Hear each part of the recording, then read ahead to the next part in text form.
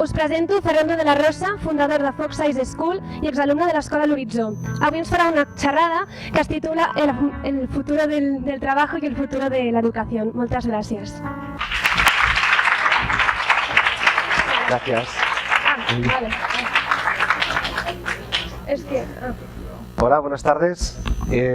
Lo primero de todo tengo que decir que estoy profundamente emocionado. Yo estudié en esta escuela, estudié 4 años increíbles, los 4 años que van antes de la universidad. Un momento súper importante en la vida de cualquier persona, eliges qué vas a ser. ¿Sí? Y quiero tener un segundo para dar gracias. Gracias a la escuela, por supuesto. Gracias a mis padres, que básicamente tomaron una decisión muy difícil y es meter a los niños en un colegio de enseñanza experimental.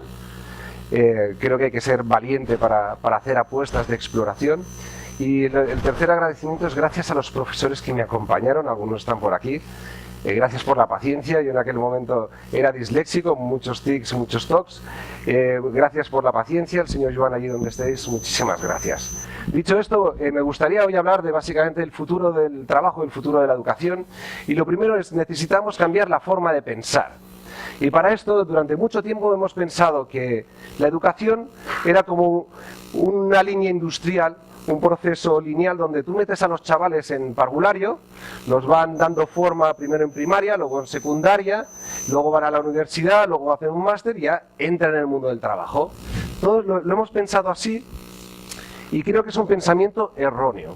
Este pensamiento nos ha llevado a ir toquiteando cosas de esta línea industrial y de repente hay cosas que no funcionan, de repente quitamos una asignatura y ponemos otra y vamos haciendo pequeños ajustes y lo que está ocurriendo es que básicamente el sistema está empezando a vibrar y está empezando a generar fricciones y no entendemos muy bien, pero es porque lo pensamos mal.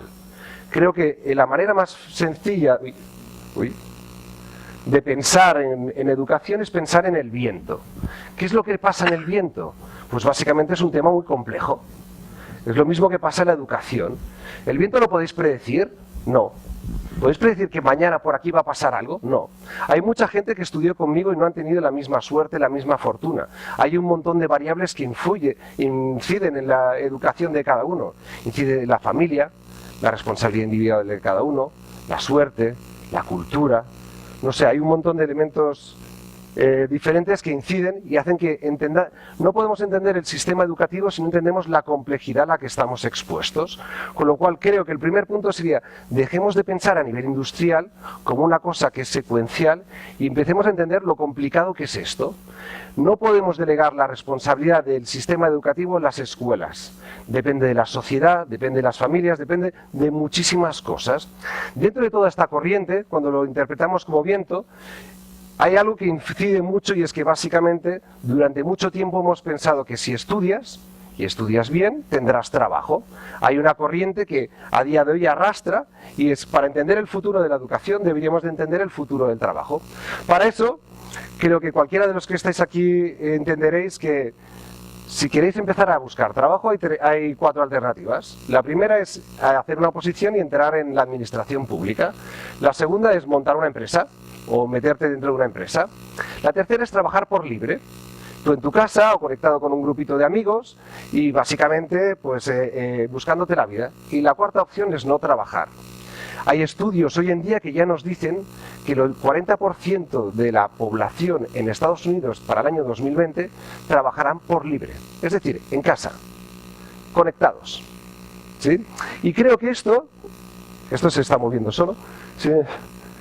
Y creo que esto no estamos muy preparados para entenderlo. Nuestro sistema educativo no está diseñado para ello y tiene unas consecuencias gigantescas. La primera consecuencia que creo que deberíamos de entender es qué significa trabajar por libre, qué significa un profesional independiente. Pues hay tres opciones. La primera es ser un súper reputado, un golden talent, que es un tío que sabe un montón de una cosa. A día de hoy, el que sepa mucho de Big Data Science y temas de predicción de analítica, tiene trabajo. Hay 4 tíos que saben de esto en Barcelona. ¿Tienen trabajo? Así. Se los quitan de las manos. ¿Cuál es la clave de ese talento? Estar súper al día y en aquello que quiere el mercado aquí y ahora, profundizar y ser los mejores. ¿Podía alguien en el sistema educativo predecir que este iba a ser el puesto más demandado a 10 años vista? La respuesta es no, ni de broma. no lo sabía nadie. Pero es gente que ha sabido de una forma muy rápida y muy ágil aprender algo muy concreto en un corto periodo de tiempo y ser muy empleable. El segundo es ser un white talent. ¿Cuántos arquitectos ha salido de la universidad que a día de hoy no se dedican a construir casas? Un montón. Gente que se ha tirado 9 años estudiando y los contratan ¿por qué? Porque son buenos gestionando proyectos complejos. Construir una casa es algo muy complicado. ¿Sí? Requiere de coordinar equipos, requiere de materiales, requiere de sincronizar cosas y a día de hoy se contrata gente por las habilidades que tienen. ¿Sí? Y el tercer elemento es los blue talent, que se le llama, que es básicamente gente que está fuera del mercado, que tiene una posición en el mercado de trabajo precaria. ¿Quiénes son? Aquellos que se han quedado fuera. ¿Cuántos diseñadores gráficos conocéis que trabajan de freelance e intentan buscarse la vida? ¿Sí? Que básicamente el Photoshop les cambió el trabajo. Un software les cambió la manera que podían llegar a desarrollar su trabajo y hay muy pocos que se ganen bien la vida. ¿Qué hacen? Pues bueno, buscan lo que hay. Conductores de Uber, ¿sí? Se van transformando, intentan reinventarse. Ese, señores, es el futuro del trabajo y ya está aquí, ya lo sabemos. Hay cosas que cuando oyes esto te queda un poco incómodo. Y es normal, porque tenemos una cosa que se llama la brecha generacional. Mis padres pensaban en el trabajo y decían, hijo, haz una oposición o trabaja en una empresa y te irá bien. Lo normal en su época era tener un trabajo. Mi generación ha normalizado otra cosa. Hemos pasado por diferentes empresas y cada vez que cambiábamos de trabajo, cada vez que cambiábamos de empresa, mis padres se preocupaban, les incomodaba. ¿Te irá bien, hijo? ¿Estás seguro? ¿Por qué no intentas quedarte un añito más? Igual te va mejor. Entre esos periodos hemos normalizado el vivir por libre. Nuestros hijos, dudo que trabajen en la administración, muchos de ellos, dudo que muchos de ellos trabajen en muchas empresas, la gran mayoría de ellos, por estadística, trabajarán por libre. Un alumno mío el otro día me decía, hombre, prefiero tener 6 empresas que me paguen 500 euros a una empresa que me pague 1.500 euros. Matemática de nivel 1. ¿Sí? Entonces, tengo claro que el mundo del trabajo al que nos vamos, tiende hacia eso. ¿Qué supone eso? Es un cambio radical. Cuando hablamos de radical, no es de disruptivo, no es de que se rompe algo, es que volvemos a la raíz. De repente vamos a pasar ahora yo soy arquitecto. Cuando vas al notario te preguntan profesión y tienes que decir que eres. Esto ya es como un poco de otra era. Uy, esto va pasando solo, Iván. De repente vamos a dejar de decir yo soy, ahora estoy. Cuando una persona se redefine a sí mismo, cambia la base de la sociedad. Y el cambio que vamos a vivir es drástico. No solo eso, sino que de repente hay una ecuación que se está rompiendo. Del estudias tendrás trabajo y había una seguridad, ahora es estudias y igual tienes trabajo. De repente vamos a vivir en una sociedad donde la incertidumbre va a ser una constante y donde básicamente vamos a tener que rehacer una cosa que se llama el contrato social. ¿Vamos a poder mantener un sistema público de educación con este esquema? Dudo. ¿Un sistema sanitario? Dudo. ¿Un sistema de pensiones? Ni de broma. Entonces tengo la sensación de que vamos a tener que rehacer el contrato social que tenemos entre todos. Y eso cambiará todo. Dicho esto, cuando volvemos al viento me doy cuenta que hay un factor que lo está acelerando. Está acelerando un montón de cosas y se llama la tecnología. Y creo que muchas veces no entendemos la tecnología como tal. Todos en casa tenemos un robot. Algún tipo de robot que se mueve y hace cosas pues, un poco tontas, como limpiar el suelo. Si tú al robot le pones el móvil encima y haces que se alimente, de repente te puede organizar un almacén como los Kiva que tenéis aquí al lado, que lo que hace es organizar un almacén en base a la previsión de ventas de mañana. Sí, lo podíamos hacer los humanoides. Podíamos coger todos los datos, todo el histórico de toda la vida y empezar a organizar y decir, bueno, el almacén lo vamos a reordenar. Y mucha gente tendría que ordenarlo. Los robots inteligentes hacen más con menos y mejor. Pero no solo son los robots, porque claro, pensamos en tecnología y dices, bueno, esto es algo físico.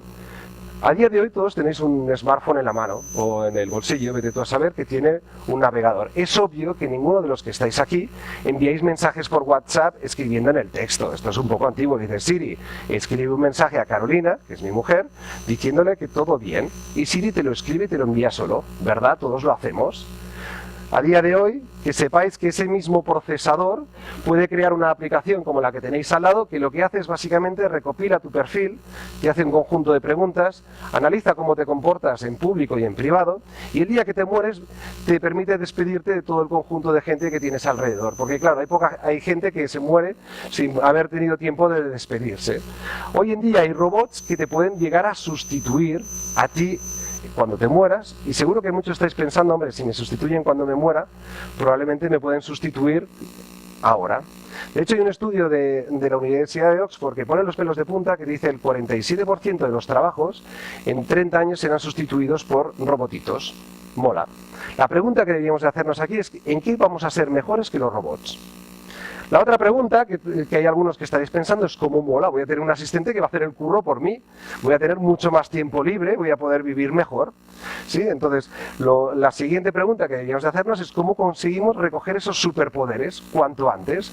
Tenéis un móvil que tiene superpoderes, ¿cuánto tiempo le dedicáis vosotros a aprender del móvil? Porque el móvil no es algo malo, es algo bueno, si sabes utilizarlo. Entonces, vamos por partes. ¿En qué somos los humanoides mejores que los robots? Básicamente, si lo pensamos, en el trabajo, pensar lo que hacéis, y hay cosas que son repetitivas y hay cosas que dependen de datos, ¿sí? Hay cosas que son repetitivas, cosas nuevas, hay cosas que dependen de datos y otras cosas que dependen de la intuición. Me queda claro que los robots son muy buenos en aquello que es repetitivo y basado en datos. Aquella gente que coge información, prepara una presentación, la envía por correo, pues ¿qué quieres que te diga? Un robotito puede hacerlo bastante mejor que tú, porque básicamente decir que una gráfica sube o baja, el robot lo sabe hacer. Lo que últimamente le cuesta al robot es interpretar aquellas cosas que son repetitivas y requiere intuición. Una reunión con todo el equipo. ¿Por qué fulano de tal ha dicho esto? El robot esto no lo acaba de pillar bien. No solo eso, sino los robots para solucionar problemas nuevos, esto les cuesta. ¿Sí? Y por último, a los robots esto de imaginar y buscar algo que está mucho más allá, también últimamente les cuesta. Hay teorías que dicen que llegarán, por ahora no tanto. ¿Qué podemos hacer básicamente para poder ser mejores que los robots? Pues básicamente esto, deberíamos de ser mucho más humanos, deberíamos de primero conocernos nosotros más a nosotros mismos, algo que parece obvio pero no lo es. La mitad de la sociedad hoy en día va en modo zombie por la calle y no se conoce a sí mismo. Deberíamos explorar la curiosidad como un elemento vital, deberíamos de entender la sociabilización y la diversidad, y por último deberíamos de volver a la metafísica, que es aquello que no se puede explicar con la física. Deberíamos volver a la filosofía. Por otro lado, ¿qué deberíamos hacer? Hombre, para adquirir superpoderes enseguida nos vamos, ostras, ¿qué deberíamos hacer? ¿Deberíamos de aprender a programar? No, no tanto. Enseguida nos vamos a conocimiento, ¿sí? Programación, robótica, impresoras 3D, ¿sí? Pensamos en los robots, pensamos en la tecnología como algo tangible, cuando a día de hoy hay un montón de habilidades que ya podéis desarrollar. Si todos los que estáis aquí podéis asegurar que aprendéis de los errores, seguro que en el móvil, una vez al año, os apuntáis básicamente aquellos 5 errores que no cometeré en el 2016, ¿no? 2015, y los habéis ido apuntando todos, de tal manera que tenéis una habilidad para no volveros a equivocar. Es obvio que lo hacéis así. Es obvio que la gente que trabaja muchas veces no hace falta que vaya a una reunión, sino se puede conectar a distancia. Tenéis servicios gratuitos para conectarse a distancia, ¿no? Fíjate que hay un montón de cosas que a día de hoy tenemos a nuestra disposición y que no las utilizamos con toda la potencia que tienen. Hablamos de las habilidades, pero para adquirir superpoderes hay otro elemento que es clave, y es básicamente borrar lo antiguo. No, es que es muy importante que los clientes hacer las reuniones porque el contacto no se pierde. Vaya tontería nos hemos inventado. Sí, eso es porque no lo montas bien, porque no sabes estructurar bien y te has montado una barrera mental. Lo peor de todo, básicamente, para tener esos superpoderes es que también hay cosas que sabemos y que en verdad ya están desactualizadas y que ya no sirven. ¿Qué es lo que sabéis que ya no sirve? Es una pregunta muy fácil que de vez en cuando deberíamos de hacernos. Hay cosas que aprendisteis en la escuela que a día de hoy deberíais de desaprenderlas y tirarlas a la basura, y que os hacen esclavos y no os permiten entender y adquirir esos superpoderes. Para poder ejemplificar lo que está ocurriendo en el sistema educativo, me sirve mucho esta imagen. Todos conocéis la isla de Pascua, todos conocéis lo que pasó allí, ¿verdad? Había un conjunto de... La tradición decía que había que hacer unas esculturas en un sitio, cruzar toda la isla para ponerlas en otro, y eso los dioses lo agradecían un montón. Para cruzarlo había que poner árboles. Y no había que ser muy listo para entender que los árboles iban a desaparecer en algún momento. ¿Creéis que no se dieron cuenta? lo vieron venir. Vieron que empezaban a faltar árboles.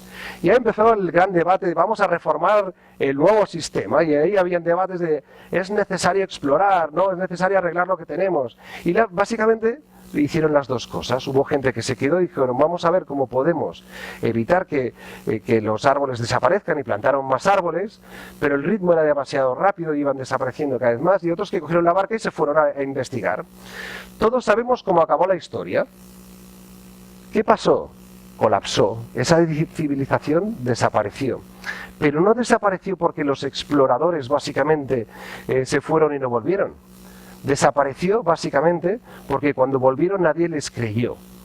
En la educación pasa algo muy parecido. Tenemos que tener la capacidad para poder explorar, y aquellos que encuentren algo, creerles y tener la predisposición para tomarles en serio y ser capaces de cambiarlo. Muchas gracias.